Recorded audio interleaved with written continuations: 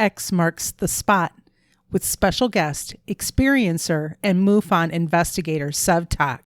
Episode 24 of the Michigan UFO Sightings and Paranormal Encounters podcast.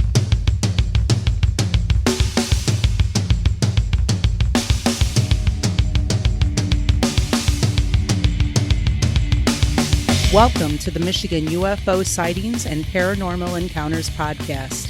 Coming to you from the glacial dumping grounds known as the Michigan Basin. I'm Michelle. And I am Wayne. And we are a Michigan-based husband and wife educator and podcasting duo that after having a UFO sighting in March of 2018, have started to examine UFOs and other paranormal topics within Michigan and beyond. Topics include UFOs, the paranormal, conspiracy theories, ghosts, alternative history and archaeology, cryptids, and all things strange and paranormal. So sit back, grab a drink, and come along with us on this journey down the paranormal rabbit hole. All right, everybody. Hello. How's it going? Man, I think I'm the only one out of the two of us that sits here and dances in my seat with our intro. Yeah, probably, because I'm busy doing other things. But hey, it is February 19th, 2022, and this is episode 24. And we're closing in on our 1-year anniversary of doing this podcast. As we just about freeze to death here in Michigan. It's cold. Yeah, we got hit with that polar vortex or something. Froze us. It can polar itself someplace else. I'm ready for warm temps. So episode 25, the one after this episode, will be marking our end to season 1 for the podcast. So for episode 25, we're going to have an incredible guest lined up to help us close out this chapter. And then we're going to start season 2, which is already shaping up to be very, very awesome. So more information to follow on that. So keep an eye on our post on all of our social media platforms for information. Yep. Shh. Can't give away the secret yet who it is. Yes, it's a secret guest. Very, very secret. Top secret, maybe. Make sure that you head on over to YouTube also and subscribe to the podcast. So Michigan UFO Sightings and Paranormal Encounters. So we're also found on Instagram at MIUFOSPEP and also on Twitter at MI_UFO for all the latest and groundbreaking news for the podcast and the episodes.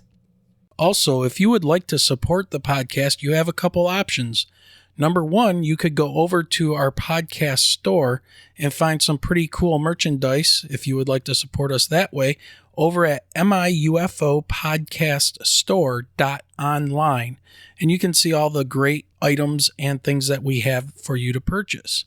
If that's not your cup of tea, you can also head over to the Patreon page and sign up. And if you do that, we will announce your name in the next 2 podcasts, along with listing you in the show notes. So you can find us over on patreon.com/MIUFOSPEP. Don't forget, if you have a story you would like to tell, we would like to talk to you. You can reach out to us at mi.ufo.podcast@gmail.com. Send us a brief summary of your experience and we'll contact you to discuss things further and try to get you or your story on the podcast. All of the information just mentioned will be posted in our show notes, so please make sure you check it out there. All right, Michelle, I think it's that time. It's time for What's in the News. Yes, what is in the news?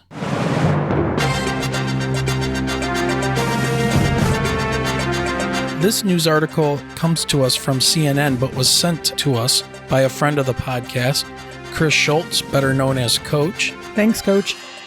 Unknown space object beaming out radio signals every 18 minutes remains a mystery.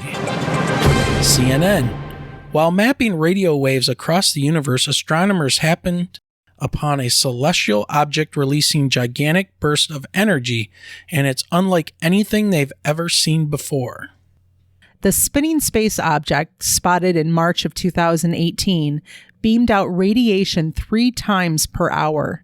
In those moments, it became the brightest source of radio waves viewable from Earth, acting like a celestial lighthouse.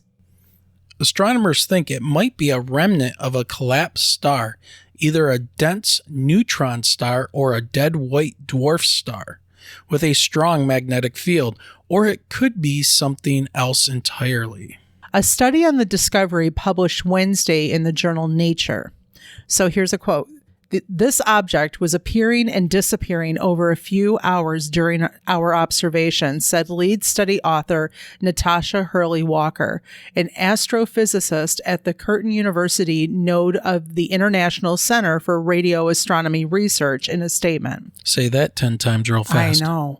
That was completely unexpected. It was kind of spooky for an astronomer because there's nothing known in the sky that does that. And it's really quite close to us, about 4,000 light years away. It's in our galactic backyard. Curtin University doctoral student Tyrone O'Doherty made the unusual discovery while using the Murchison Wide Field Array Telescope in the outback of Western Australia. It's exciting that the source I identified last year has turned out to be such a peculiar object, O'Doherty said in a statement. The MWA's wide field of view and extreme sensitivity are perfect for surveying the entire sky and detecting the unexpected. Everything is unexpected in the sky. So what remains of a massive star's death?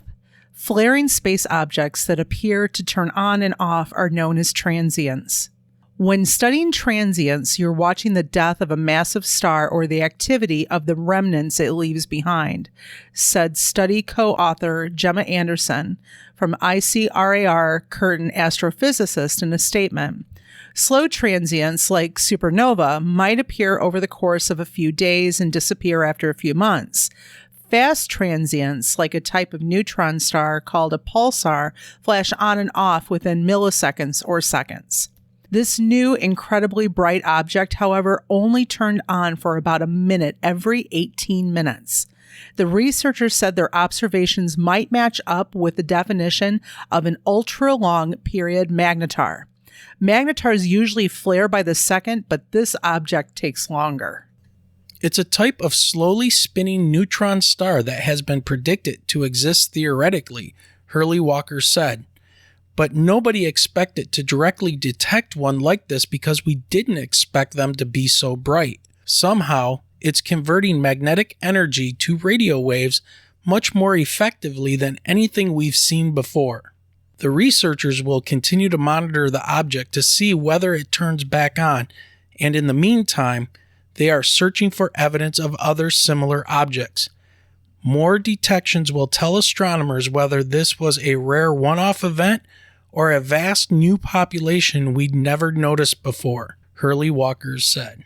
So, and this article just came out last month of this year, but they're reporting from March of 2018, and we already know what March of 2018, or just the month of March.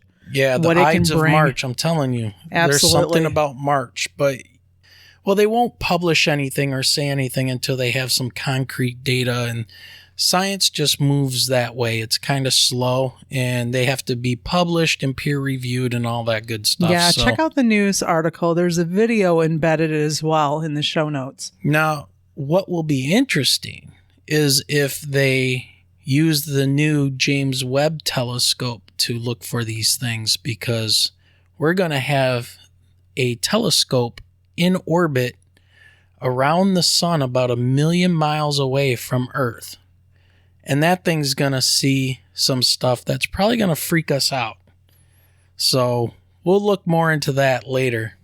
Yeah, Elon Musk won't have anything on that telescope. Absolutely not. And it makes the Hubble telescope look like child's play. All right, let's get into some shoutouts.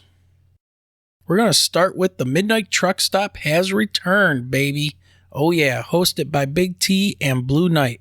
A very cool couple of guys with a great concept as they explore the strange and unexplained incidents that so many of us have had experienced while traveling along desolate highways.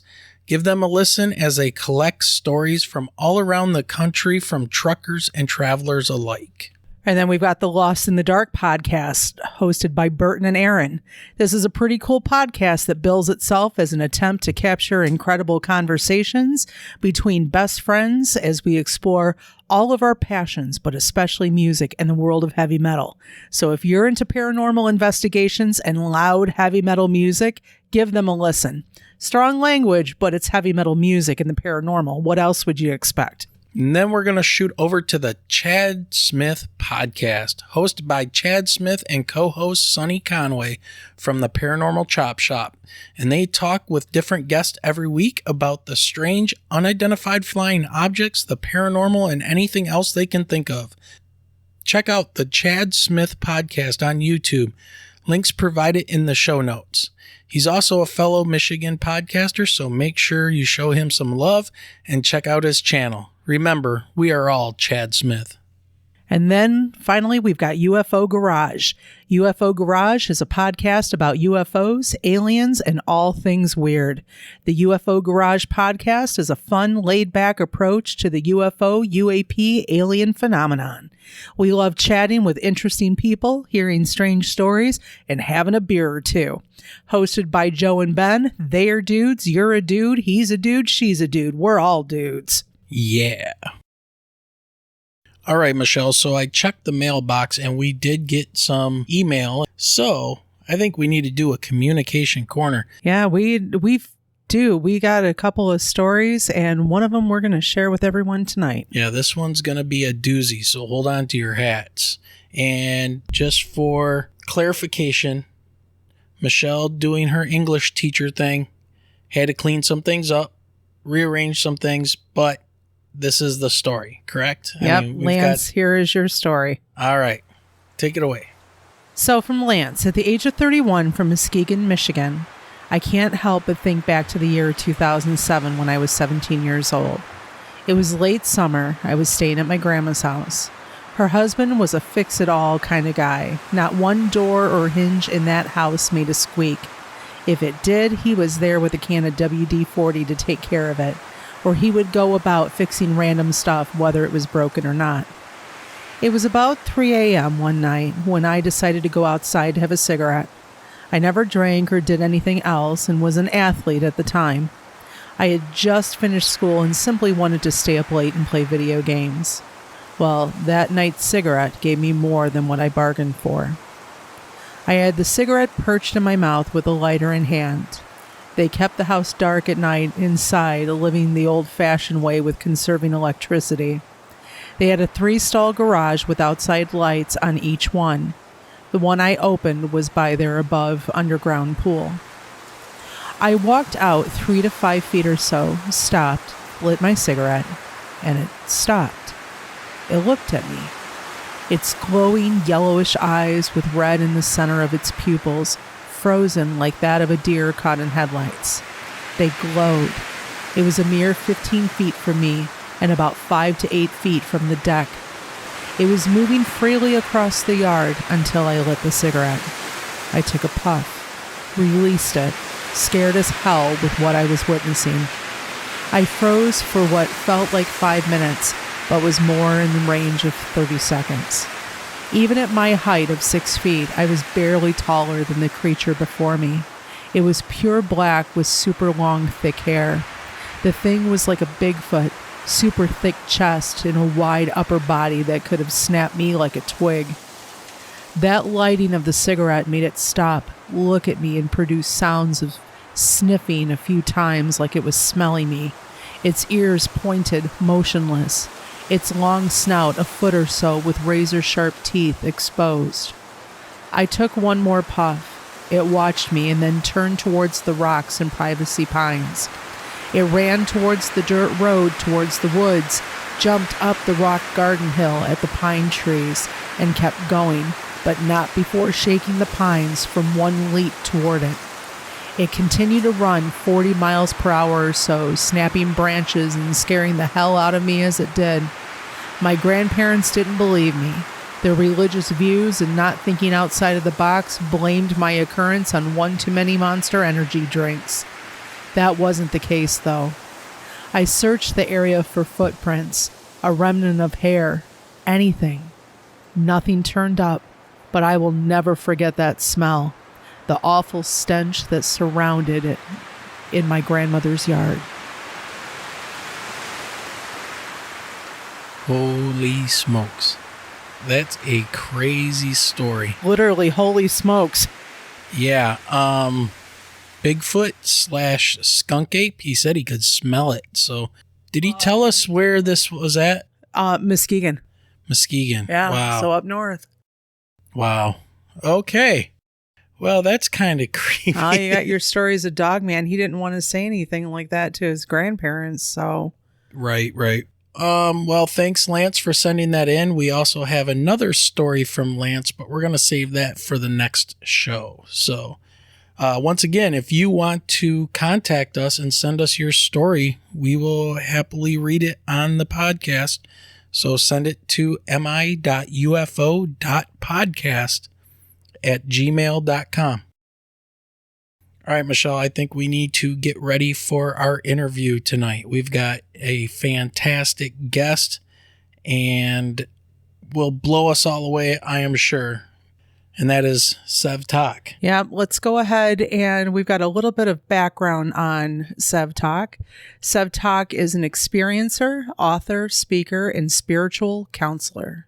Sev, originally from Istanbul, Turkey, immigrated to the U.S. as a little girl, not knowing English when she started first grade, and earned a Bachelor of Science degree in biology at Loyola University. At age 10, she began having ET contact, continuing throughout her life, which she kept secret. In September of 2017, Sev came face to face with Grays, who burned 2 red X marks on her backside. This prompted her to delve into a deep introspection about her life's purpose, and it came out at AlienCon 2018 as a speaker and through her book, You Have the Right to Talk to Aliens.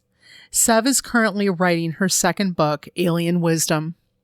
Sev is featured in the Canadian TV docuseries Encounter UFO, Physical Contact, and can be seen and heard in interviews around the world, including Coast to Coast AM with George Norrie.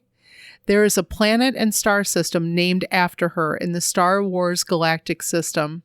You can find the Sev Tok planet and star system in Wikipedia. As a MUFON field investigator for North Carolina and a member of MUFON's experiencer research team, Sev helps experiencers around the world. She is currently researching the spiritual awakening of experiencers and offers guidance through the ET Encounters portal on her website, planetsev.com. All right, and ladies and gentlemen, please let's give a warm welcome to the podcast, Sev Tok.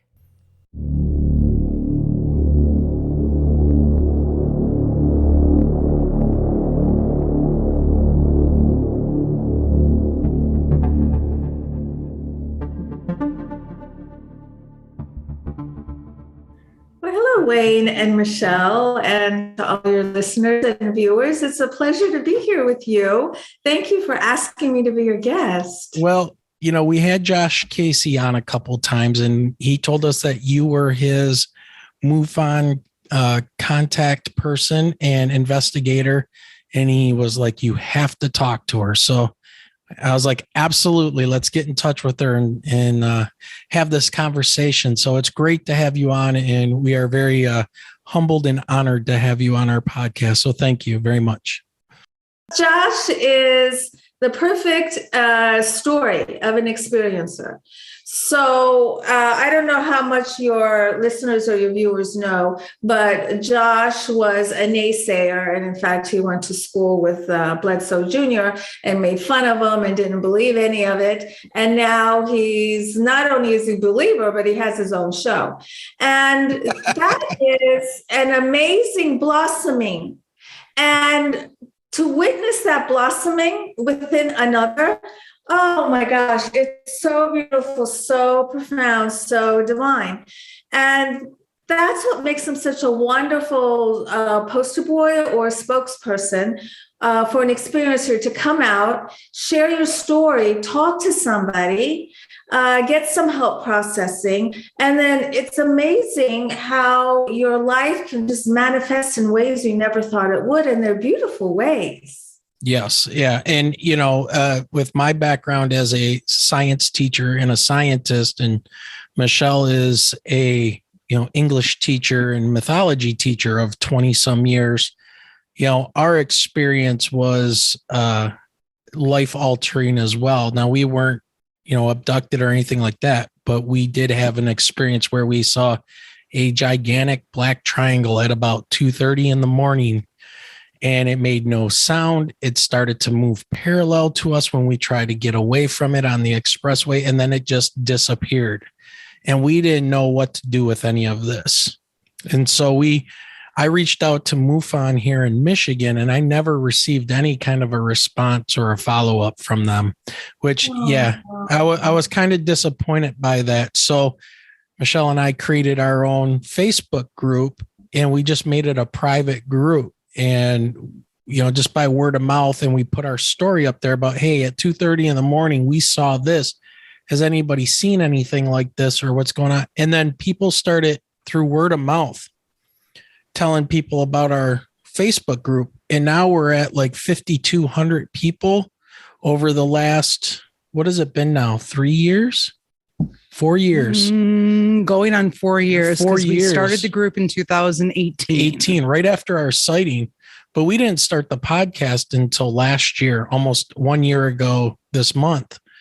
And because we didn't know what to do with this, and we were getting all this information and things about other people's experiences. And I kind of wanted to talk to you about that as an investigator.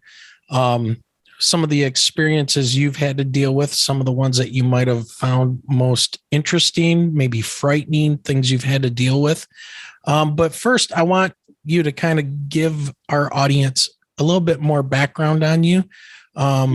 I think that would be awesome for them to kind of learn your backstory. And by backstory, I don't have any pun intended when it comes to the X's that you have on your backside from the aliens. And I'm not trying to be funny, but it's amazing because I've looked at these pictures and they look absolutely precise what was left on your body. But please, I'm going to turn it over to you and have you explain to our audience. Thank you, Wayne. Well, I'm originally from Istanbul, Turkey. That's where I was born. That's where my entire family is born. And about 99% of my family is still there.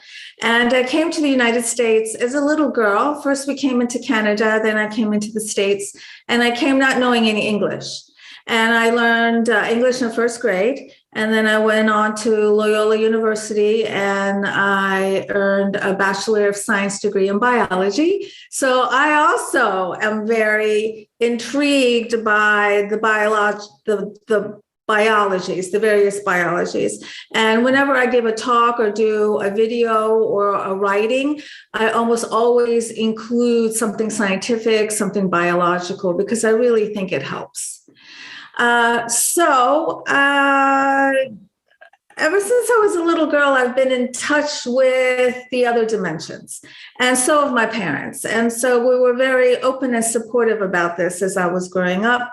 But for some reason, the first ET contact that I can remember when I was 10 years old, I never told my parents, and it went on for a couple of years, and I never said anything, and I don't know why. It's just one of those weird things.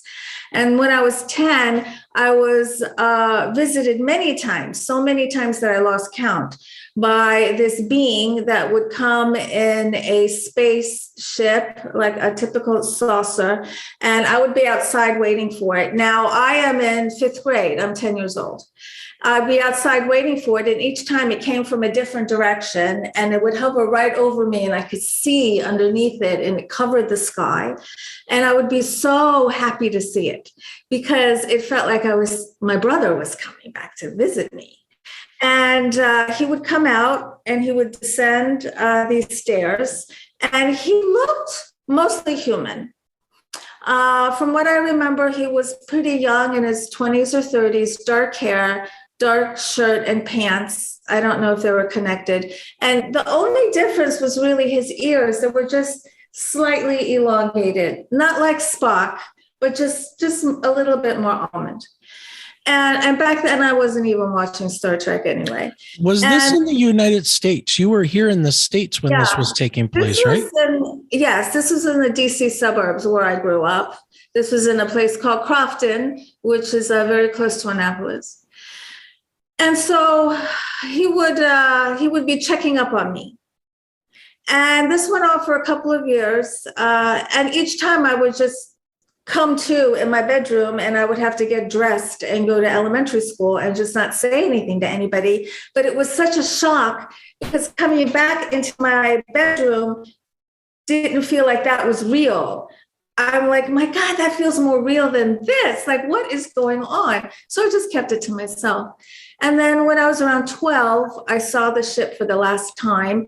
This time I was with other kids, but I didn't see their faces. And we all said goodbye to the ship. And we knew we wouldn't see it again. And I was very sad. And I just heard in my head, just do your work. It's time to get to work. Now, in 5th grade, I don't know what that means, or in 6th grade, that makes no sense to me whatsoever. Now I'm starting to see decades later. So for many decades, that didn't make any sense to me at all. I'm also wondering if I'm starting to meet those other kids that I was with. I think we're all about the same age because we were all about the same height. Kind of a family question. You said you were in a suburb of DC. Were your parents involved in any type of like military careers or anything around that area that might have had an attraction to what was going on with your UFO experiences? Maybe because, you know, they talk about these craft that will come to nuclear weapons sites and things like that and shut them down, and, you know, kind of giving the vibe of, you know, we're not going to let you guys destroy yourselves with nuclear weapons. You know, you got our attention in the 40s when you dropped the nuclear bombs. And I'm just speculating here, but is there any kind of connection maybe with your families? And how was your family with their openness and your openness early on? How was that accepted in Turkey at the time? Was that something? Okay. It wasn't even accepted in America. I mean, my parents were always seen as strange ones because even back in the 70s, they were buying water. And my mom loved to have dinner parties, and people would come over and they'd make fun of them for buying water. And my dad would give them a taste test and then go, oh, it does taste better. Now buying water is like, you know. So they were way ahead. My parents were very innovative. Yeah, my parents were way ahead. Did I lose one of your questions?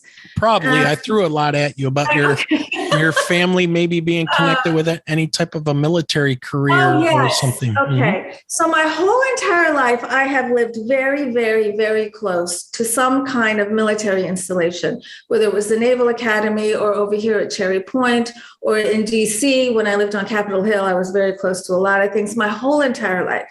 Now, my mother's father was the lieutenant colonel in the Turkish army. My dad's grandfather was a high-level military in the Ottoman Empire. So it's in my family, but my parents are not in the military. It's more my grandparents and before them, but not many members, just a few. And I do understand that often there is a military link between in families that have experiences and living very close to military installations, as I have my whole entire life. Okay, that's very interesting. So you're 10 years old and you're having these experiences, and do they stop? And were you ever like asked your permission that you can recall that you wanted to go with them, or were you compelled in some way? Or like, why would somebody that was as young as you just go with this creature, this person that looks semi-human or whatever, and you got this very close connection to, but wasn't there something that was like, something's not right here? Or was there something? Okay. No, it was more like something's not right on Earth, because it was, like I said, seeing my brother or a family member, I was so happy every time that spaceship was coming. Yeah, there was no fear or worry. It was like one of me. I'm one of them. They're one of me. It was that kind of feeling. Yeah. And did these experiences just stop at a certain age and then pick up again, or what happened after that? Well, it was around 12 the last time that I saw this being, and then from then until for decades, I was more interested in automatic writing, channeling, ghosts, spirits, ESP, telekinesis, all that kind of stuff. And as a family, we played around with that kind of stuff. I was much more interested in that, even though Star Wars came out and Battlestar Galactica and all that, and I loved all of it, although I've never really been much into Star Trek. I like Star Trek now as an adult, but I never really much liked it as a kid. So I was a believer. My parents were believers and all that. But at that time, I was just drawn more to the normal paranormal, because I was deathly afraid of anything that looked like a gray. And I remember when I saw the book, Whitley's book, Communion. Oh my goodness. I saw the cover of that book and I was like, I immediately turned it over and I'm like, I can never look at that again. And it was like that. And I'm like, something's wrong with me. This is not normal. Now I know why. I was having experiences, but I wasn't realizing it.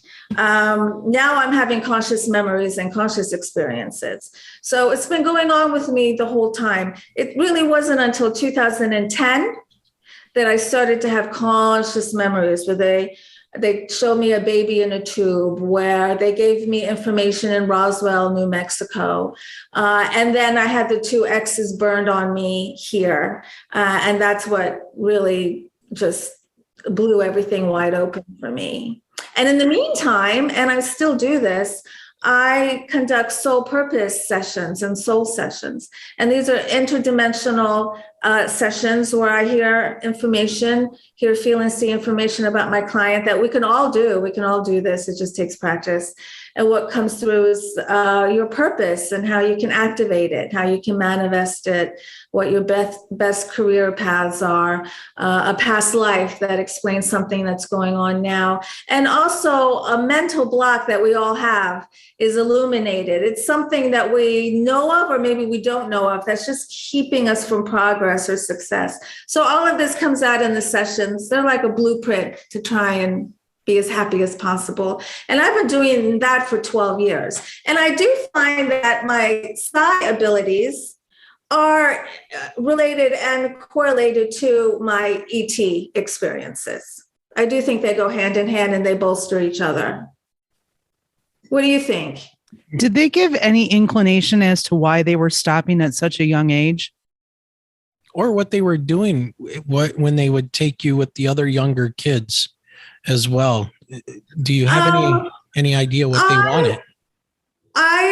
Yes, I have an idea of what they wanted. So it's interesting. That's a good question. So I've been in contact with a variety of different beings. So when it comes to that being, that's more a human type being. Not everything has been divulged to me yet. I do believe that it will be divulged to me as I can understand it or as I need it. But it was a type of conditioning, a type of support. They did apologize to me once. They said, we didn't know it was going to be this hard to be a human. And so we're really sorry. And because this is something that a lot of people who have activated ET DNA in them sometimes have some years or some problems, some situations where it can be difficult. Now, the thing is, we all have ET DNA in us, some of us more than others. Some of us more activated than others. We can all activate our ET DNA. And I do talk about that. And on my YouTube channel, I have free videos about how to activate your DNA and why you would want to. So I don't really identify with being a star child or being from another planet and coming here. I don't really identify with that. My focus right now is helping experiencers and just helping the world realize this to be normal. Now, you said that you think that your ET experience at a younger age is kind of correlated to some of your psi abilities. Can you explain that? Were you previously more psi sensitive and then you had these experiences and it kind of turned things up? Or I'm kind of curious as to what do you think happened there? Well, it's hard, which came first, the chicken or the egg. I really don't know which came first. But what happens when you put your focus on the space where your ET contact is happening, and it's happening in the multi-dimensions. When you put your focus there, then all of a sudden you have access to information, you have access to abilities that reside in that higher frequencies. And so because of that, you can then use that information to then strengthen your psi muscles. This is the place, it's like a playground. It's like a psi playground. It's your consciousness. What you're doing is you're playing and moving through your consciousness. And your consciousness, it lives in a variety of dimensions, an unlimited amount of dimensions, and goes on into eternity. You're everywhere. You are everywhere. Each one of us is everywhere, and we're all together. And so that is why a lot of people have ET contact, their psi abilities are strengthened because they are consciously and they're focused on playing in that higher frequency realm. Was I able to explain that? Yeah. Do you think that the reason they were taking you then at such a young age at first was, around 10 in the 5th grade or so, that you already had some of these abilities and they were interested in seeing how, this human can do or has some kind of a connection she doesn't know about yet? It's very possible. I also believe because I did not learn English until I was 7 or 8. And so for the first few years that I was living in America, I didn't understand anything anybody was saying. I just learned how to read people. So I think that has something to do with it too. So I could kind of understand what was going on or how people were feeling. And so I was exercising my psi abilities by not knowing the language. And then my psi abilities were being increased with my ET contact.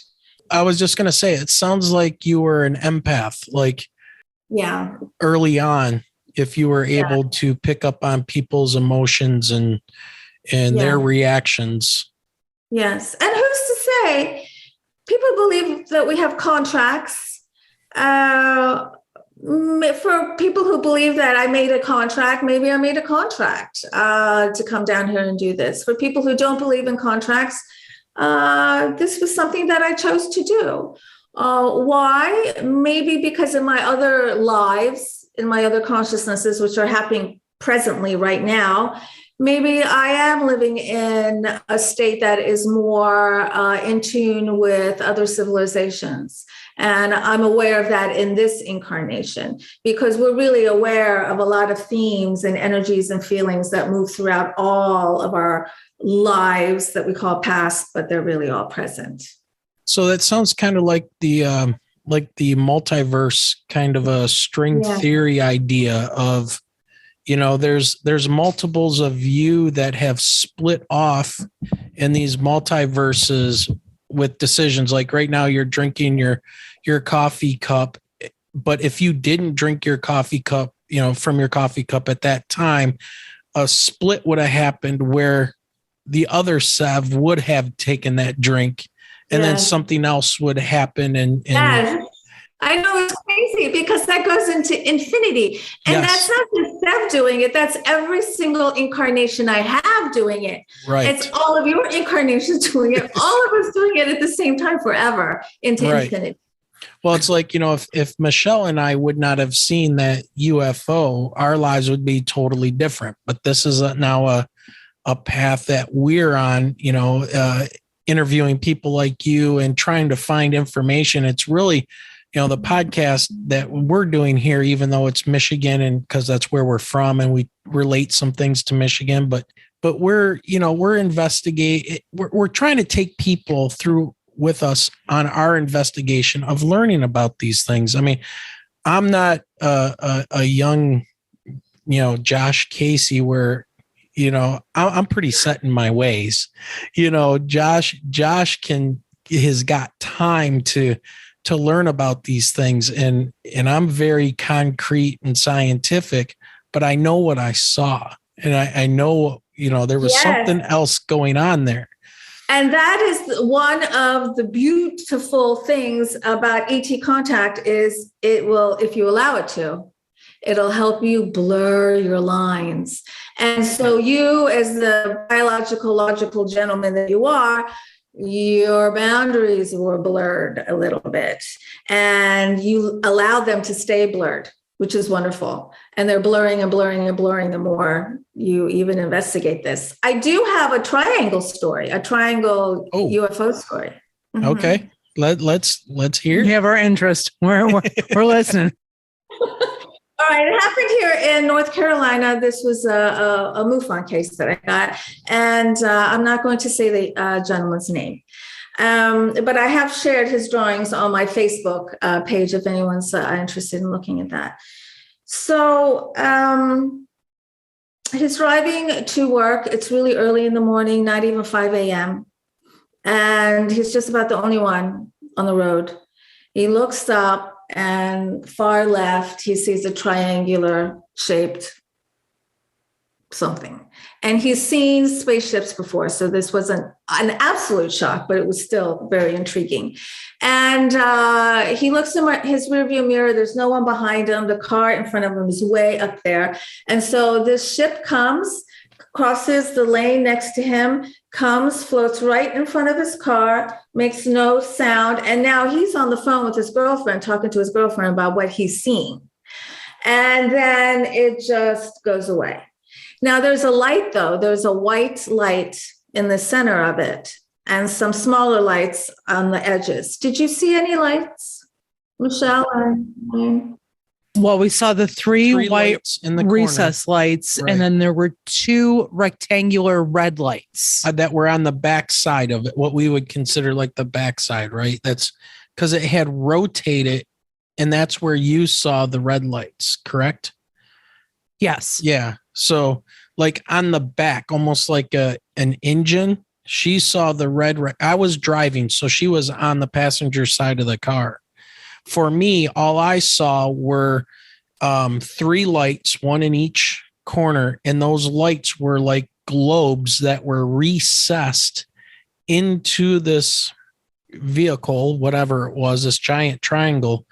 And they were very bright, but it was more of a bright glow. It did not cast any light onto the ground, which I thought was really weird. So it almost made me think of whatever this is, they have control of how the light, or if it was a propulsion system or something, they can control how the light is shining, I guess is the only way I could say it, because as bright as those lights were, I would expect to see some type of light on the ground. And the only light I was seeing around us was the street lights, which those were reflecting on the bottom of this vehicle, but also they were being absorbed. The light was being absorbed. So you could just see like the skin of a craft. It looked like a black skin, but it also looked like it was really like a mirage, like heat.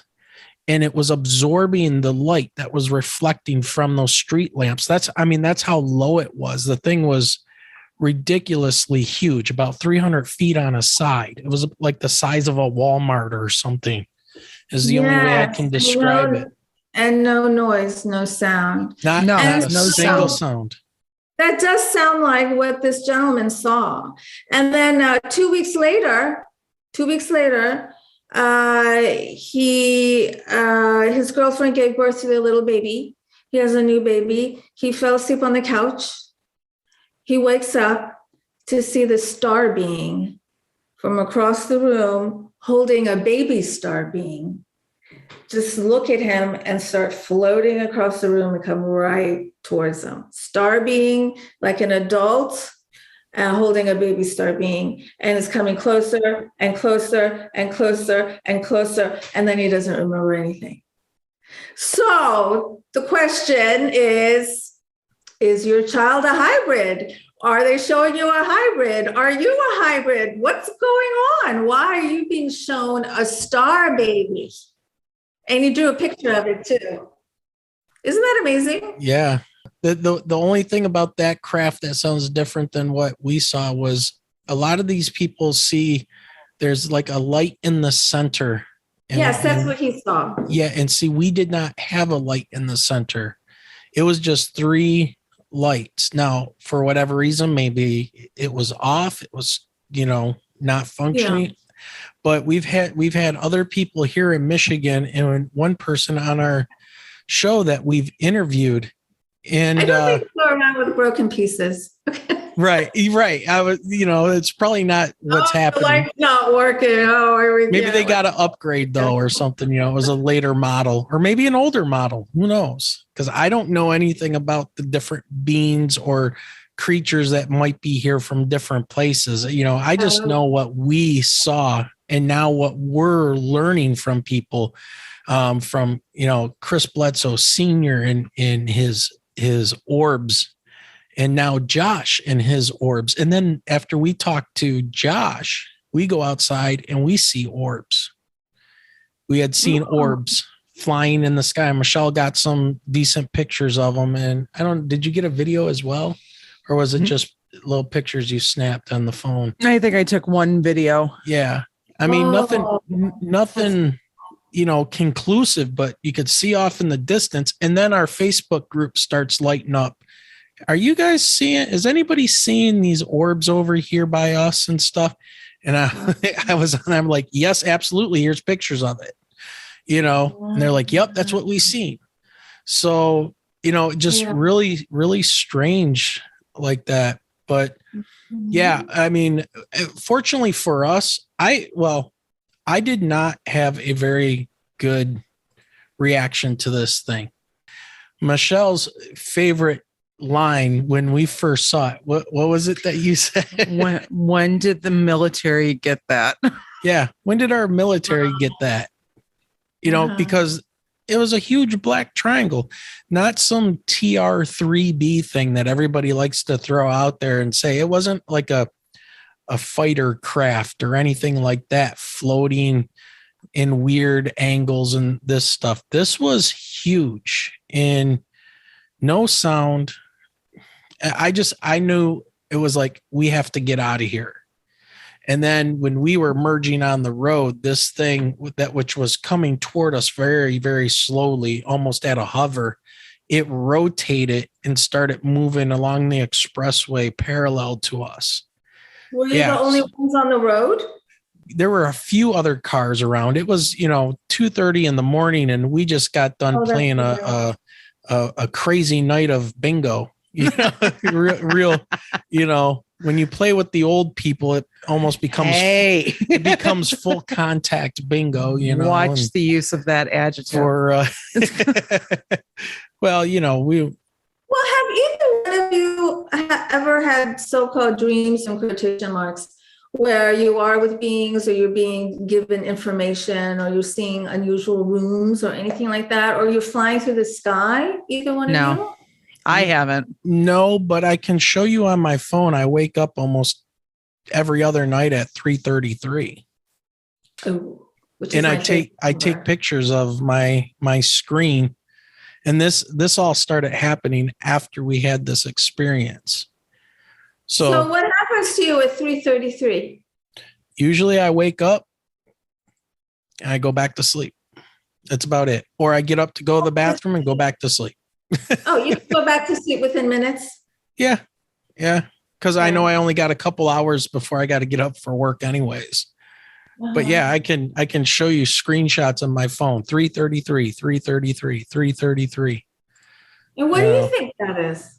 I have no idea. Really? I honestly don't. I don't know. I don't ever remember having that happen before in my whole entire 50 years of being alive. We call it the witching hour. Yeah. I mean, some people have told me it's religious, it has some type of religion connotation to it, like, the Father, Son, and Holy Spirit kind of thing, 333.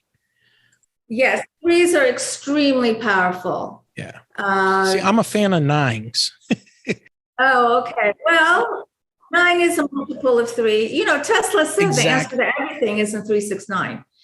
Yep. So it's not surprising that you're waking up to 3 threes, which is the high frequency, high vibe. And now, because of your experience and because of all the education that you've been undergoing, your frequency is a lot higher. And so now when you're like bombarded by a higher frequency, you can actually feel it now more than you could a few years ago.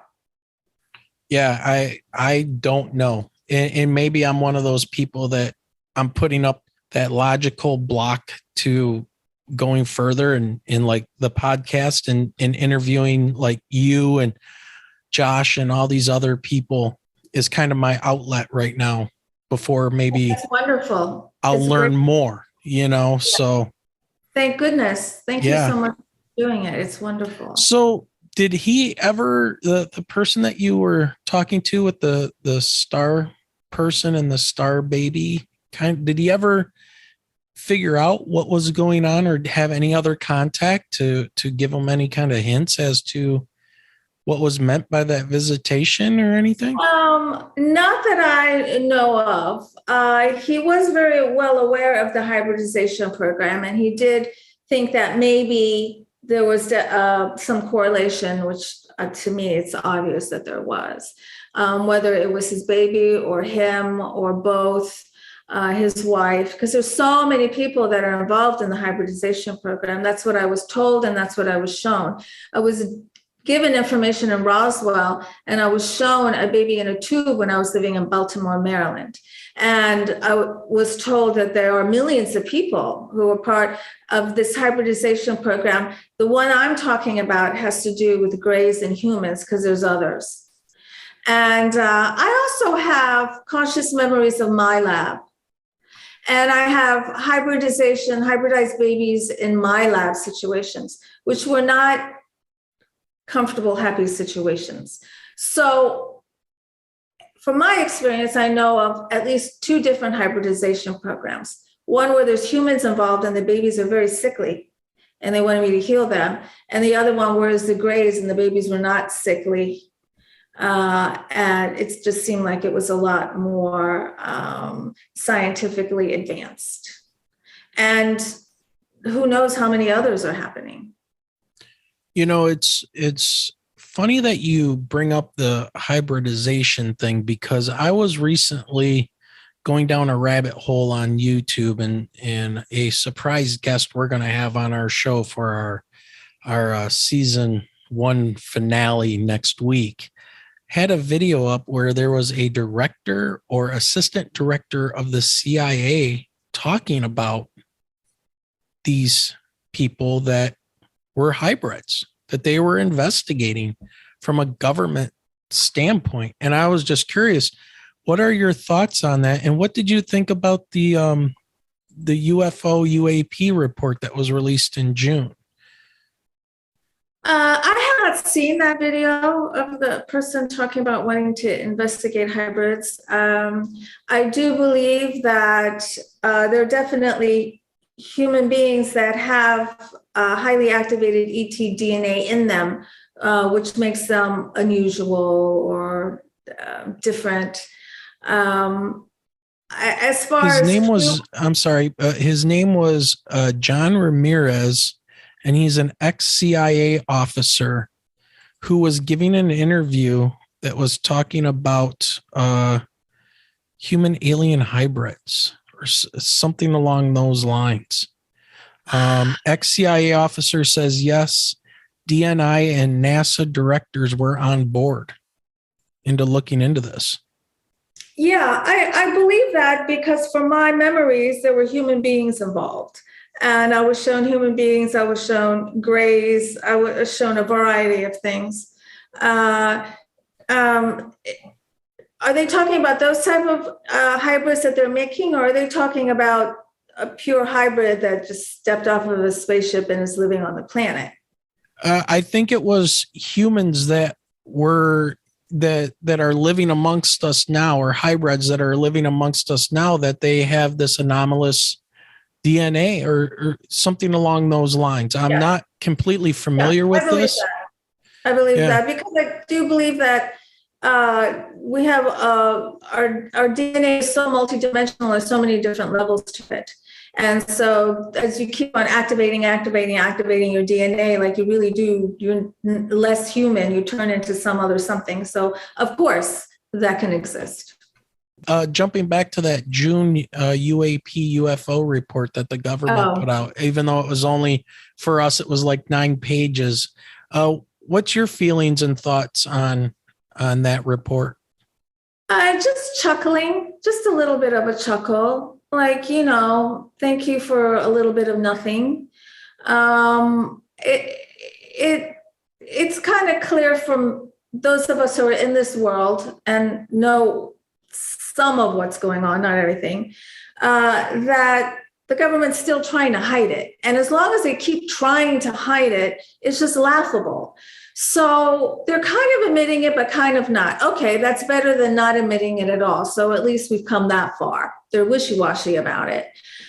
So they'll say, well, we have strange aircraft in our space, but they won't talk about who's flying them. They won't talk about anything along those lines, which is paramount to the whole entire situation. So the biggest thing about who's flying them, who they belong to, they won't even discuss. And until they discuss that, I mean, they're not saying anything. It'll come with time. We just have to be patient because it's coming. Yeah. Well, everybody, I always get asked, when is disclosure happening and all that. And for me, it's like, what is your definition of disclosure? I think it's happening right now. When you see like us doing a podcast, we would never do a podcast and talk about these things, but we're bringing people, information that they would have never had before about this subject. And you have UFO Garage, you got, Big Willie, Dave Scott on Spaced Out Radio, and this huge community that's starting to surface on YouTube and yourself, for instance. And to me, that I think is supposed to be the disclosure.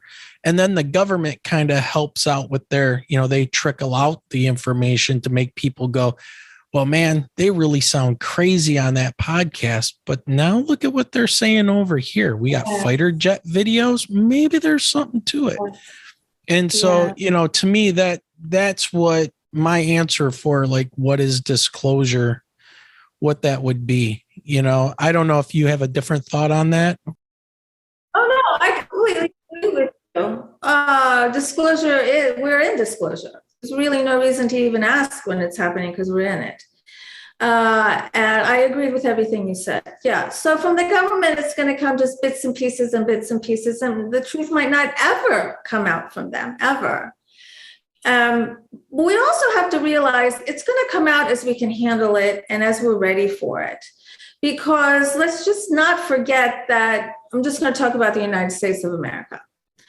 We're violent. We're very violent. And for any ET that's looking at us, we're horrible to each other. We're horrible to animals. We're horrible to children. I mean, we're just freaking horrible. We're horrible to the environment, to Earth. And so what makes an ET think, oh, they're going to treat everyone else like shit except us? No, we're going to treat them like crap too. And so there's that. There has to be a lot of spiritual blossoming that needs to occur, and it's happening in order to create the proper platform for a landing, or in order to create the proper stage for the truth. And I believe that's what we're doing. You're part of that. You're a big part of that. So thank you.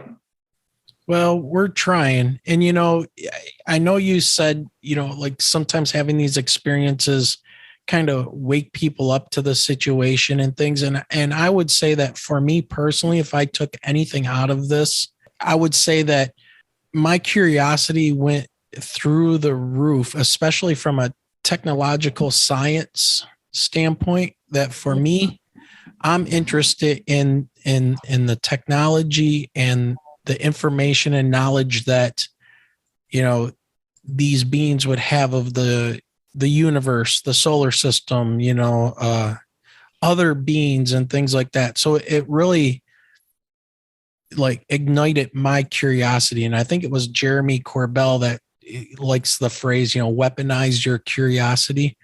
Cause that's what I feel like it's, I've got to know now. I used to have a little passing interest in, ancient aliens or, but it was always kind of one of those shoulder shrug things, X-Files. And, I was caught up in the whole, every time somebody on the news talked about possible UFO sighting, they would play the X-Files music in the background and, kind of downplay it. And the anchors would be snickering, and when they were talking to somebody about it. But now it's like, let's go.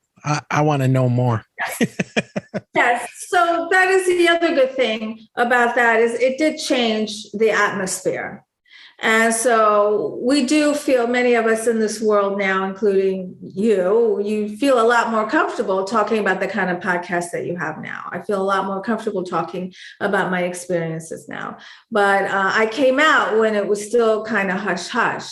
So I can see the difference, and I can see that it's getting more accepting and more accepting and more accepting.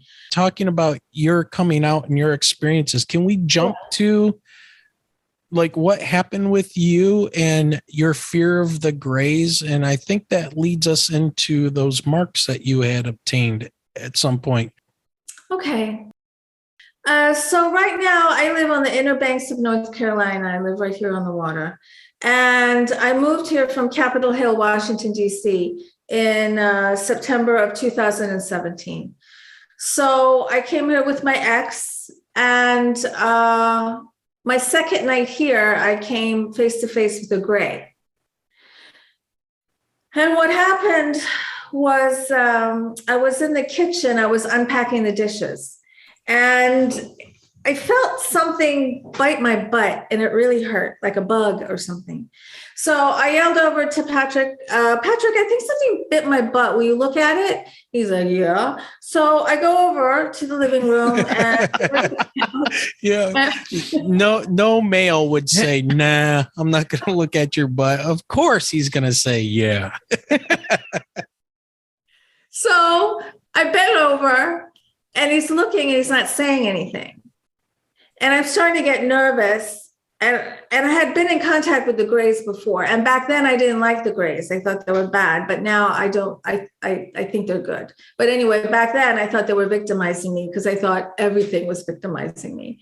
And there's silence. I'm like, well, did a bug bite me? And he goes, yeah, but there's also an X. And let me see if I can show you a picture. And I'm like, an X? What are you talking about, an X? And he took this picture of this X on my left cheek. And it was about crazy. 1.5 to 2 inches big or something. Yeah. And it's equidistant.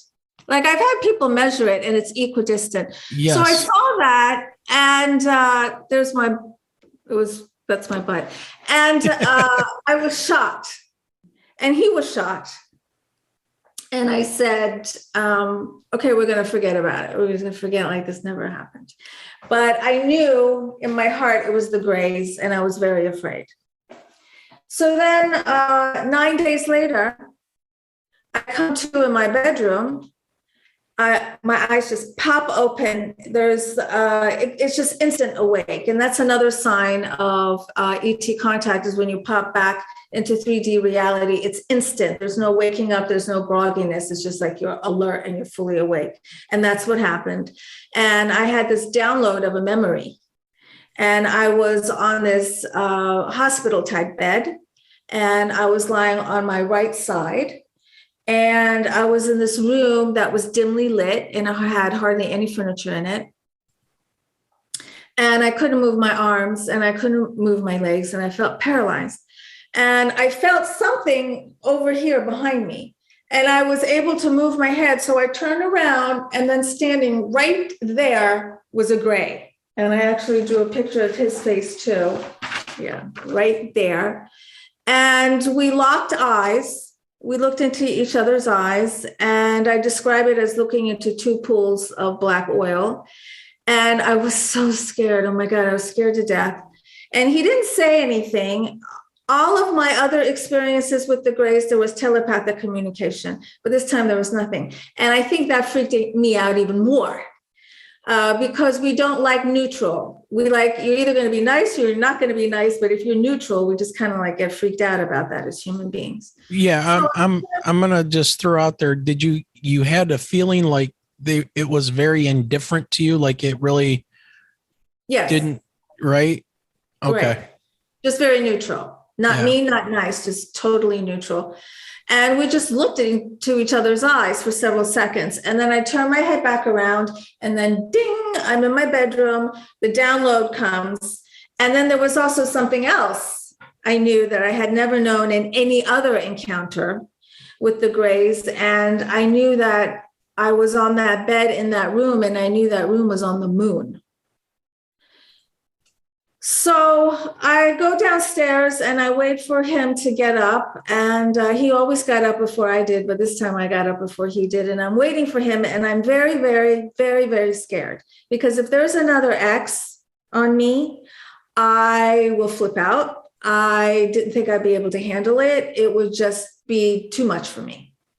So I'm waiting for him and my heart's beating fast.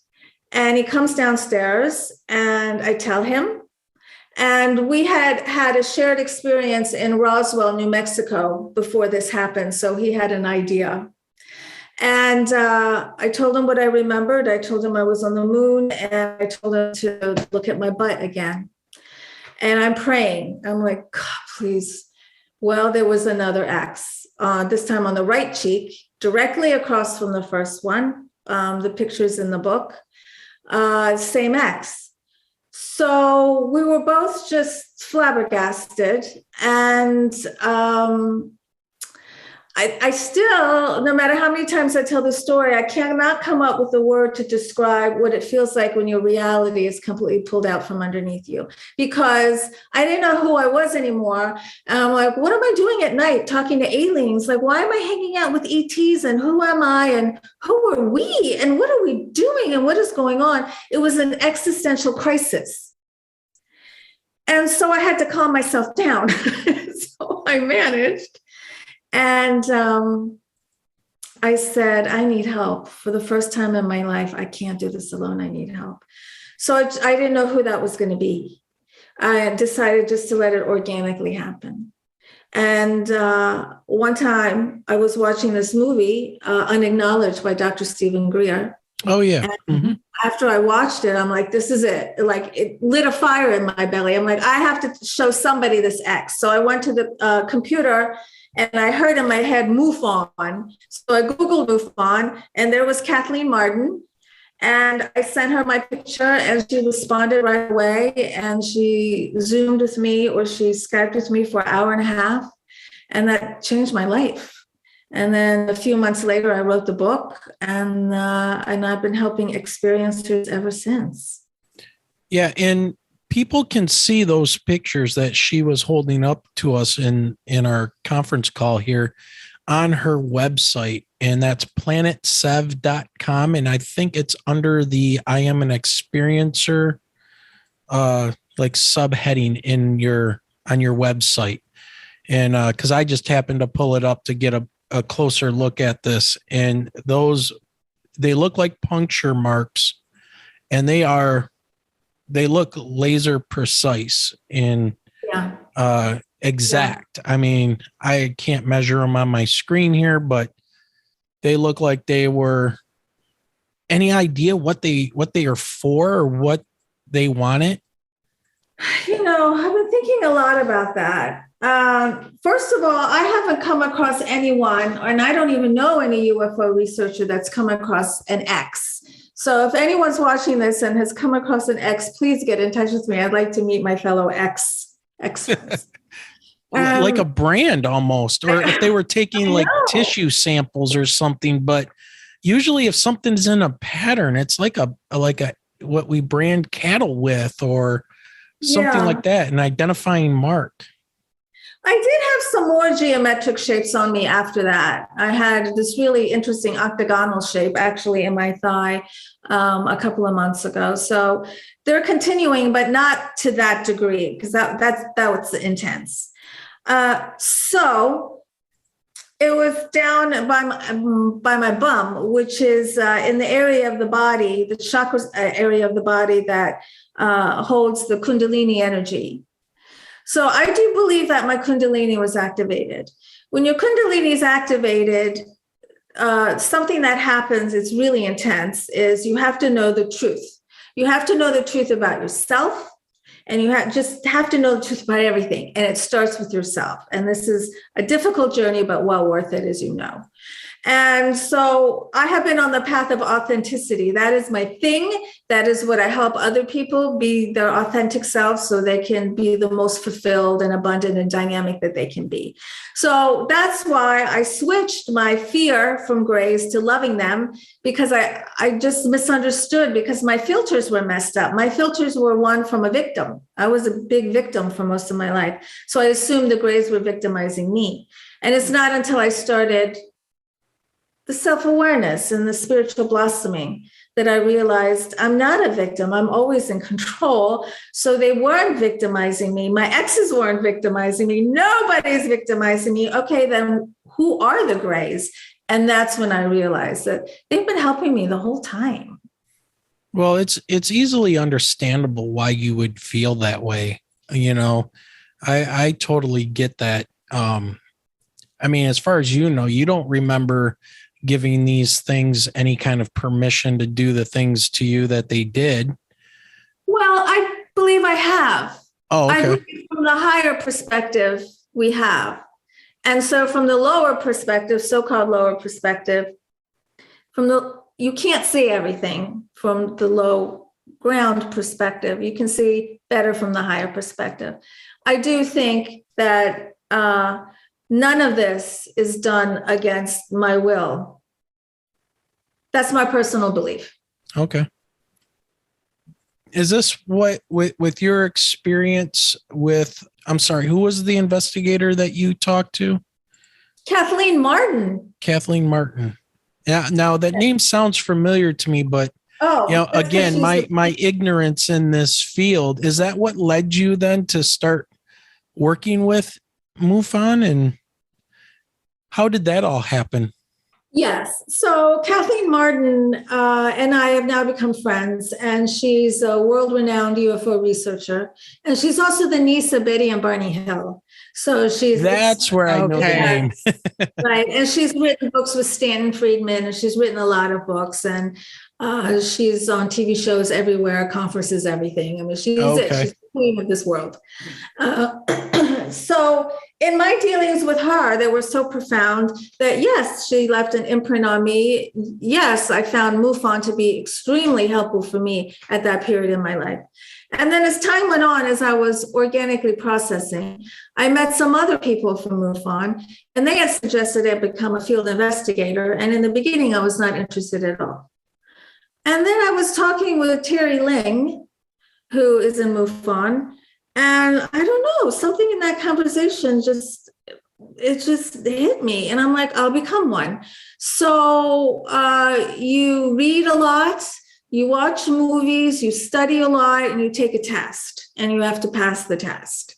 And then you become a field investigator. And then from there, after doing that for about 6 months to a year or something like that, then I was asked to join the Experiencer Resource Team, which is we're the ones that actually deal with contacts. So field investigative work deals more with, I saw lights in the sky, I see pictures, I see videos, not so much direct contact. The direct contact goes to the ERT, or the Experience Resource Team. Now, going back to the X's that, and you said the octagon shape that appeared, do you know, have you ever thought that maybe you might have had some type of implants at some point? Because we interviewed Terry Lovelace, of Devil's Den. And Terry's my friend. I love that gentleman. He's a great guy, and he lived in Michigan for quite some time, and he was one of our first big guests that we had on, and it was fantastic. But he's got the X-rays of the implants and things. Have you had any type of check that might have seen any kind of implants or anything? Not that I know of. It is possible. There's always been little, there's a little weird thing here all the time. But one thing that I've been very aware of is this buzzing sound in my ears. It happens a lot at night, like in the middle of the night. And it goes like zzz, like something's aligning. It just feels like my whole body's aligning. And I hear a lot of that in my head. Oh, that's interesting. And also sounds frightening. Oh, I actually like it. It's a cool sound. I can't replicate it, and reproduce it, but it's a cool sound. And so I don't know if that's an implant or not, but something's happening. But so far, so good. Lately I've only had really one difficult experience, and that was with an astral men in black. And that was a scary and difficult experience. All the others have been very positive and very warm, except for some of my lab experiences have not been positive. Some of them have been okay. Okay, you've got to explain the what'd you call it? The Astro Man in Black or Men in Black? Yeah, all right, we got to hear that one. Okay, so this was December 2019. December 2020. December 2019. And a friend of mine came to visit from Virginia. And so she came and she was going to stay a few days. And this was the first night that she was there. She went into the guest room, and I'm in my room, and I wake up in the middle of the night because she's getting into my bed. And she says, "I'm scared." I said, okay. And then the next thing I know, I feel something behind me. I turn around, and just like 2 feet from the bed, there is this tall black being, like a dark shadow, like darker than the darkness because I could see it. And it had like a hat on. It looked like a Men in Black, an astral Men in Black. And all of a sudden, I felt its energy come out of it and into me, like into my chest, try to come in through me, grab me. It felt like it wanted to grab my essence and pull it out of me. And it was intense. And so I put up a fight because I've learned I'm in control. They're never in control. So I just fought with it. I said, no, you got to go. No, you got to go. No, no, no. And it was an energetic battle. And I did it because I know I could. Some people don't even know that they can. After a while, it left. I was exhausted and I went to sleep. Now, I wake up in the morning, my girlfriend's not in bed, and I go downstairs. I'm like, anything happened last night? She goes, yeah. And I go, okay, you first. She goes, well, I was in your room and there's a window there. It looks over the water. And I looked out your window and all of a sudden there's a hologram. I don't know the difference between hologram and holograph, so I'm going to say hologram. There's a hologram in the sky of Jesus Christ. And a voice is saying to me, we can do this. We know how to do this. We can do this to fool you. I'm like, oh. That's what happened to you last night? She goes, yeah. I'm like, okay, that's amazing because we've all heard these theories that our government can do this and there's going to be, a false flag and a fake this and a fake that. Okay, so right. Very, very interesting. I said, but you don't remember coming into my bed? And she goes, no.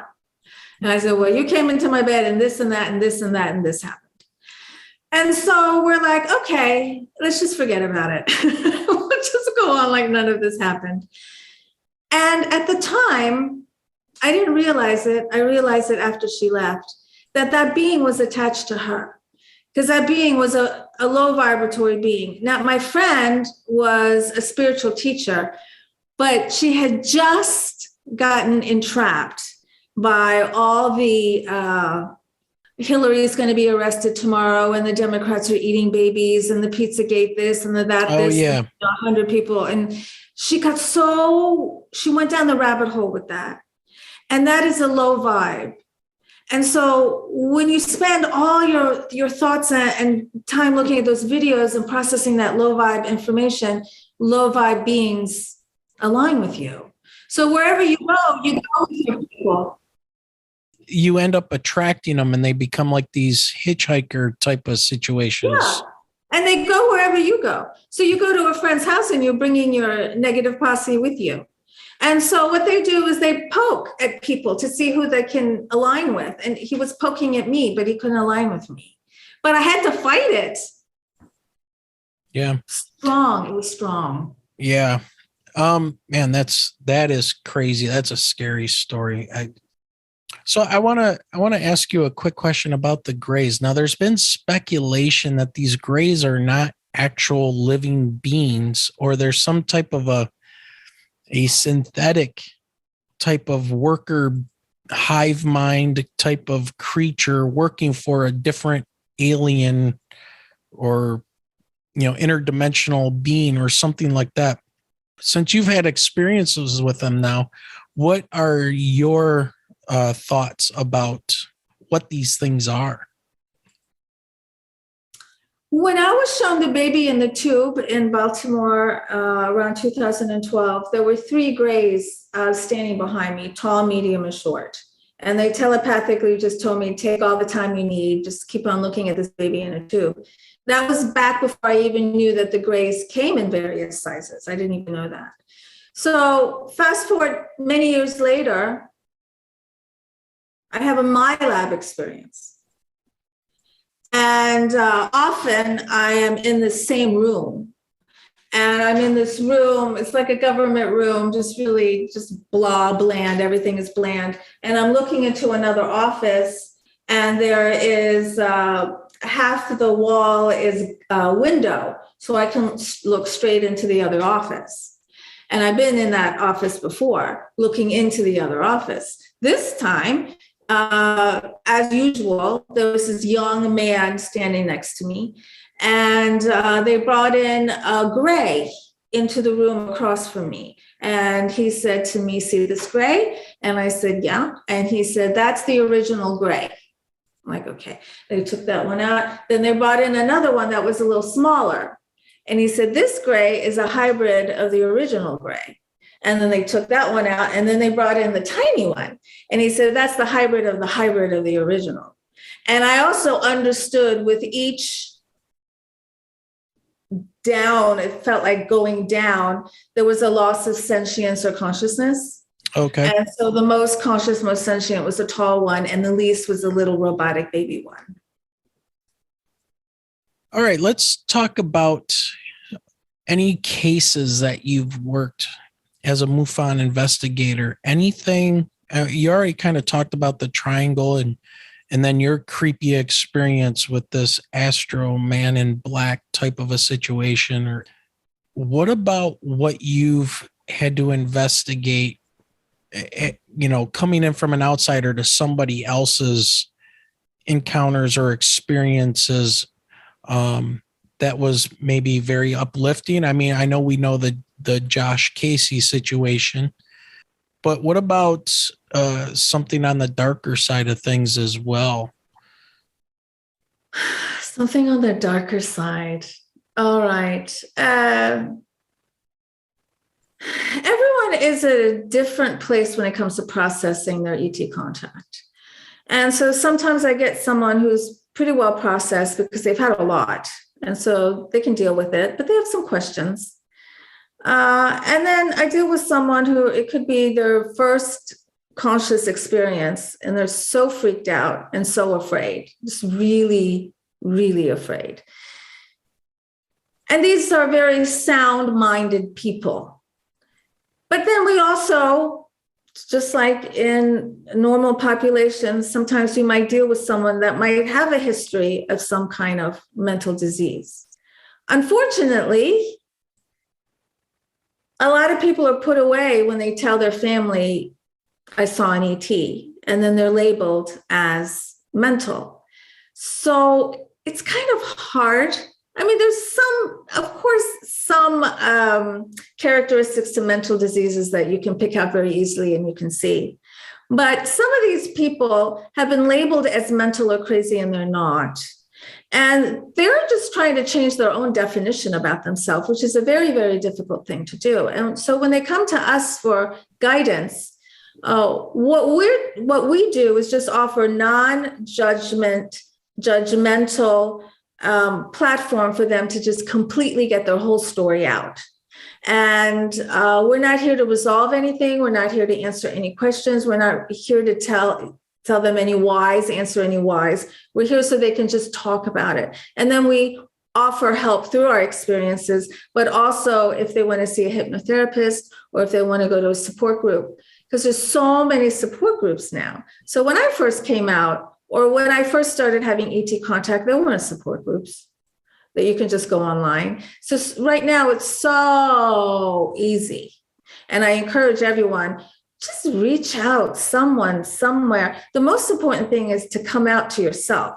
If you don't have to come out to anybody else, but you have to come out and you have to tell yourself, this is a real part of my earthling experience, is to be having experience with the ETs. This is real. This is my life. And this is really happening. You have to admit that to yourself. If you don't, you're going to screw up all the other realms of your life because you're not being the real you. I know. I lived it. I did it.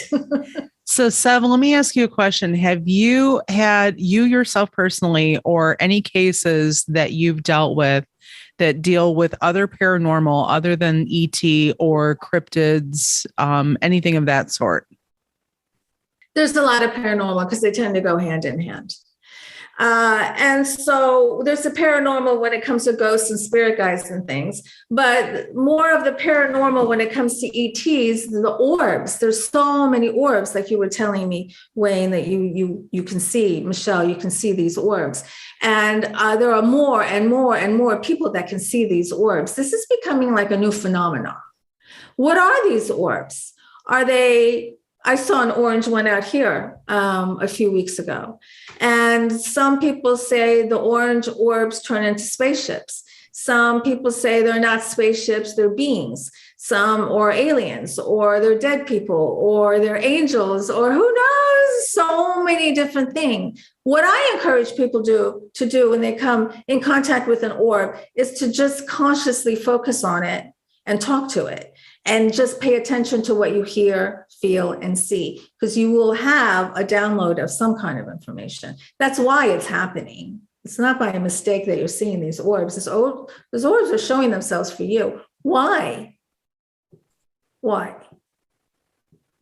I wish they would tell us. Your lines. Remember, we were talking about your boundaries. It blurs your boundaries. Yeah.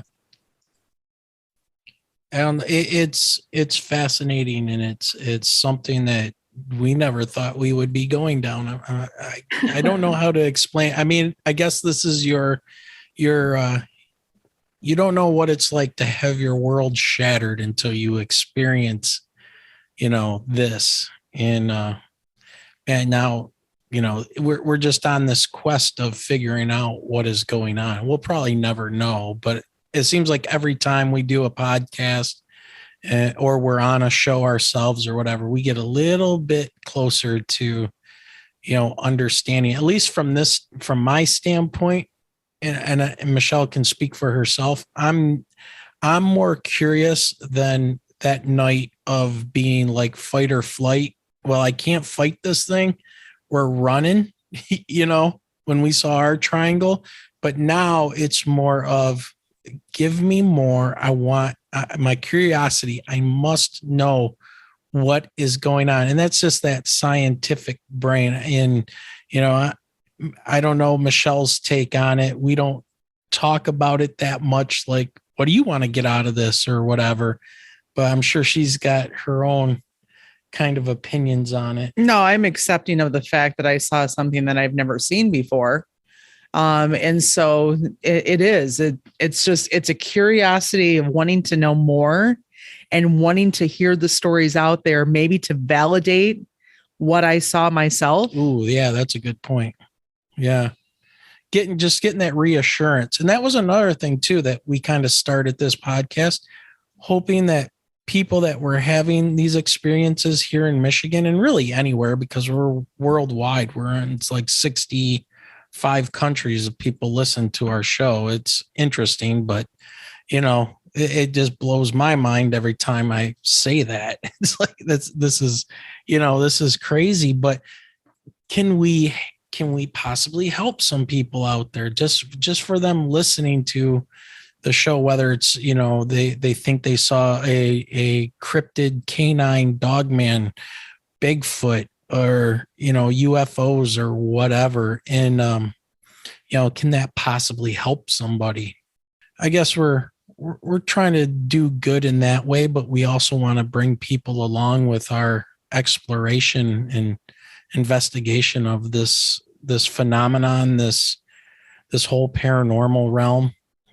Michelle's more into the paranormal than I am. I'm kind of creeped out by it still. I mean, I've had my own experiences with ghosts or spirits and things that, I'd rather leave that to the side, but give me a physical spaceship or, some type of a creature or something that I can deal with. I can handle that. The supernatural stuff. But Wayne, we're moving from the 3D logical proof to the interdimensional. I don't want to. But that's where we're going. And I don't want to. For those of you who are stuck in nuts and bolts, you're going to be stuck there. And then like people like me and Michelle are going to keep on flying. But it's more than nuts and bolts. But I understand what you're saying. I mean, I get it, but it's like. Anyway, I'm much more interested in the interdimensional proof than I am really in a 3D proof of a flying saucer and marks and things, because we already have a lot of that. We already have a lot of proof. I want proof to me. I mean, I know what we saw. You don't have to prove that to me. We saw what we saw. That thing was real. If I was by myself, I probably would have never said anything, but Michelle was there, and how we could have had a shared delusion of some type, or, what I've heard some people say, it's like, no, we could draw the same exact thing that we saw. And that was shown just for you and Michelle. Why? Yeah. Because as far as I know, the other cars, now there were not a lot of other cars in that area, but it's always a busy area. It's a suburb of Detroit. So, it's always a busy area. Even at 2:30 in the morning, there were other cars there. Nobody else was reacting to it at all. Yeah. And I guess we were supposed to see that and start this. And some of the people that I have talked to were like, this is how they influence humans going forward throughout history. They've been doing this. Yeah, through experience. Yeah. Yeah. Mm-hmm. So, all right. Well, we are over an hour already, believe it or not. Mm. So, was there any other subjects or anything you wanted to touch on before we start wrapping it up? I would say your books. Oh, thank you. So I did write a book. You have The Right to Talk to Aliens. And I'm working on my second one right now called Alien Wisdom, and it's going to include true alien stories. And this book was my coming out, and it talks about my lifelong experiences and why I came out and why it's the best decision I've ever made. And all the things I was afraid of, all the people I thought I was going to lose, all like how crappy my life was going to become because I came out, none of it happened.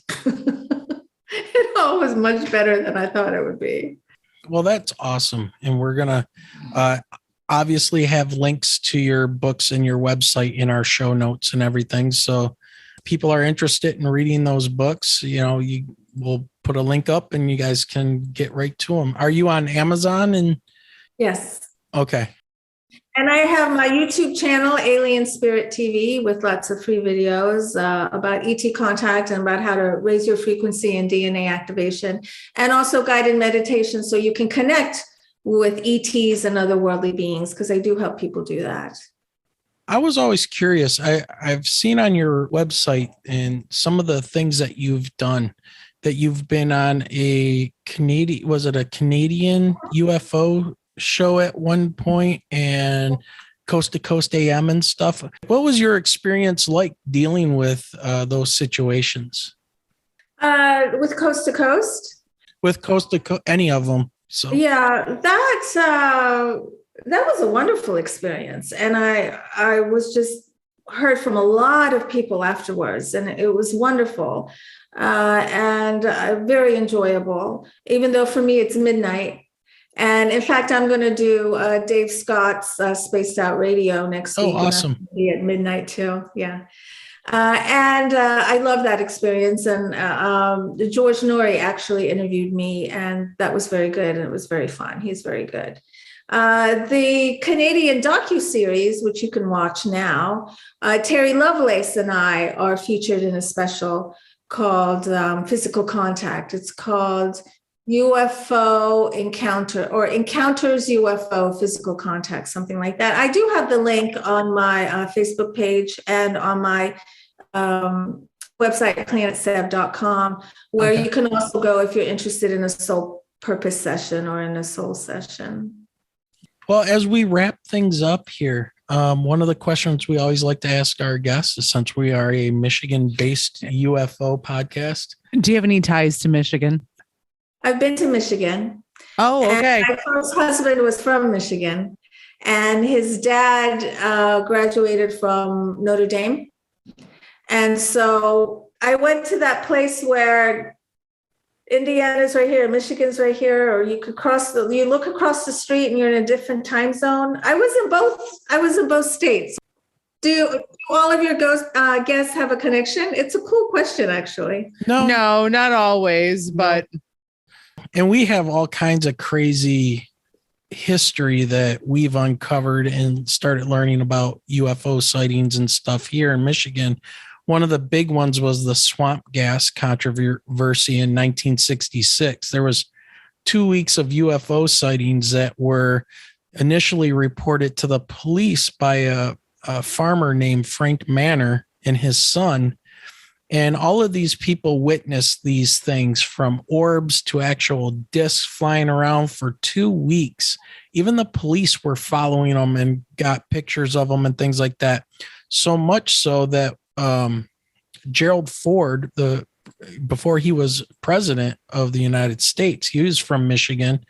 He asked the Air Force to send people out to investigate what was going on out here. And that's when J. Allen Hynek came out with Project Blue Book and blew everybody's mind. He didn't even investigate anything. He was here like a day or two, and then he had a press conference with all of those people from the National Press Club and things here in Detroit, and he dismissed it all as swamp gas. Later, he retracted his statement and said that he was pretty much told that he had to. Yeah, but the damage was done. But the damage was done. Everything here in the state, when it came to UFOs, just kind of shut down. And no, there was no talk or anything of it, but it was still going on quite a bit, especially in Lake Michigan. There have been lots of USOs and, craft going in and out of the water and things like that. For the state and the huge amount of water and things that we have here, it's kind of hush hush. I mean, honestly, it's kind of unfortunate, because the people that we hear from are seeing things quite often, and they're not aircraft. Yeah, there's lots of things that go on here, but unfortunately, it doesn't get talked about much. So, well, we're talking about it. You're changing that, yeah. We're trying. All right. So, anything coming up? You mentioned Dave Scott on Spaced Out Radio. You're going to be on his show next week, right? So, anything else coming up you got TV appearances or anything coming up? Actually, Space Out Radio is doing a Woman in Ufology the last Saturday in February. And during the day, and I'll be talking on that. I'm really honored to be included in that. And I'm also the Master of Ceremonies at MUFON's International Symposium in Denver this summer. So that's I'm really awesome. excited about that. Yeah.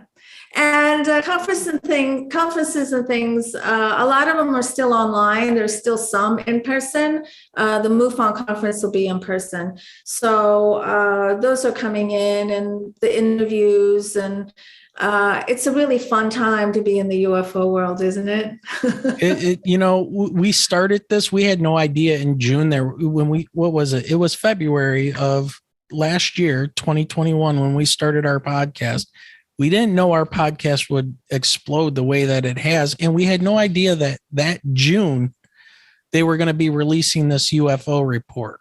Yeah. So it was just like things just kind of happened, and I really don't have anything else. Michelle, anything else you wanted to ask?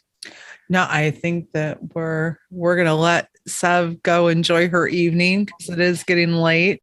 Thank you so much. I loved it. Your questions are excellent. Thank you. Yeah, we were happy to have you on, and thank you very much for coming on the podcast, and we hope to talk to you again soon. I would love that. Well, that was quite the interview. What do you think, Michelle? The pictures that she showed us of the X, it's like perfect puncture wounds. Yes, and I'm going to put those pictures as part of the thumbnail for this episode, so people will see those and you can look at those pictures for yourself. And also her drawing of the alien gray that she said that she had to deal with. So from that drawing, I would be kind of creeped out dealing with something like that as well. I will say that listening to her story and how she thought the Greys were kind of out to get her, or kind of evil, I guess, and then she kind of changed her mind about them. I can't change my mind about them just yet. I'm not in that group, because anybody or anything that would take kids and experiment on them, or people for that matter. Or that drawing out of the essence. Yeah. What was that? I don't know. Man in black? All I know is, it's like I hear about the hat, and all I can picture is the creepy old guy from the Poltergeist movie. Yeah. Meets one of the characters from Jim Henson's Dark Crystal about pulling the essence out of something or someone. And she seemed to think that shadow creature, and that's what I'm going to call it, was attached to that friend of hers that came to visit, and really didn't have anything to do with Sev, but they got into some type of a psychic battle, I guess. I don't know what you would consider that, but there's a whole bunch of things that are wrapped up here, and it's not a nice, neat little bow to put things in. It is when the paranormal crosses over with UFOs and lines start to get blurred. And I think Sev said that a couple times, where you don't know, are those shadow beings you're dealing with? Are they aliens? Are they projections? And how about that star creature with the star baby, the star child, walking toward the guy that drew the picture of the triangle? And he woke up and saw those two beings coming toward him, and then they just disappeared right after his wife had a child. I would not be able to sit idly by and stay in the house or not want to protect my family. So I don't know, any kind of intruders into your private area or space just does not sit well with me. And I think that's where people take issue with like the UFO report and it falling into like the national security kind of umbrella, because these things, if you don't know what things are doing around you, they're a threat. They can be a possible threat because you don't know what they're up to. So I'm in that camp now, maybe because I'm former military. I'm a guy. I don't know. But I like to know who's around me. I like to know my neighbors. I definitely would not like being taken out of my bed at night and spirited away on a UFO craft and have X's put on me. Yeah, it's bad enough you wake up at 3:33 all the time. Yeah, that's weird. And that only started after this sighting that we had. So God only knows what's going on with that. But anyways. All right, Michelle. Well, it's time to hit the road, everyone. I think so. We're going to wrap this one up. And remember, next episode is our season finale for season 1 of the podcast. That'll be episode 25 with a very special guest. So keep an eye out for that. Until next time. Remember, keep your eyes to the sky.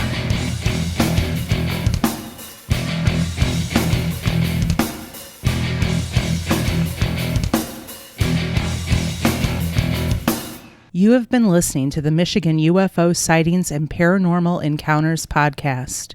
You can reach us at mi.ufo.podcast@gmail.com. You can also find us on Twitter at mi_UFO and join our Facebook group by searching for Michigan UFO Sightings and Paranormal Encounters. So until next time.